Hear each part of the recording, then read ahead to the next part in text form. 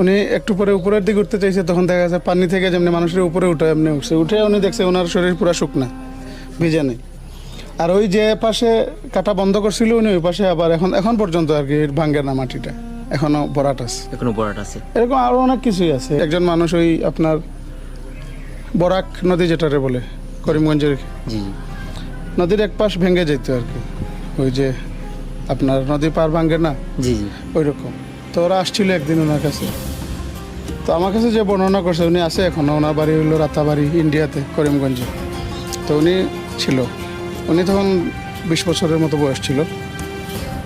তো বলছে যে উনি একটা চিঠি লিখছে, বিস্কিটের রহমতুল্লাহ একটা চিঠি লিখছে, লিখে বলছে যে এটা এই নদীর কিছু কিছু জায়গায় পানি ঘুরে, আমরা ওই যে ঢর বলি। জি জি তো বলছে এখানে কে নামতে পারবে, তো কেউ আর সাহস করতে পারে না। তো উনি বলছে আমি পারবো, উনি তখন বয়স কম ছিল।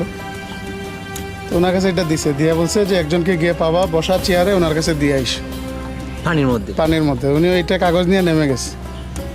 নামার পরে একসময় দেখছে, উনি নিজে আমার বলছে এটা, উনি একসময় দেখছে নিচে কোনো পানি নাই, শুকনা, আর বড় একটা চেয়ারের মধ্যে একজন মানুষ বসা, বিশাল সুন্দর চেহারা, পাগড়ি টাগড়ি পরা, আর একদল লোক কাজ করতেছে, মানে মাটি কাটতেছে কোদাল দিয়ে।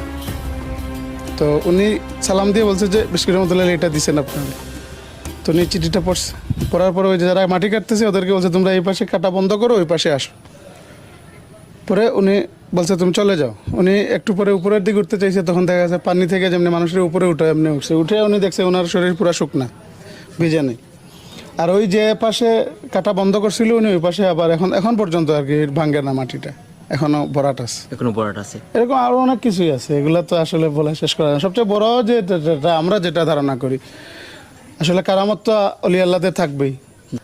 এগুলো আসলে ওনার থেকে না, উনি, ওনার বাবা, ওনার দাদা, মানে যারা ছিলেন আমাদের পূর্বের,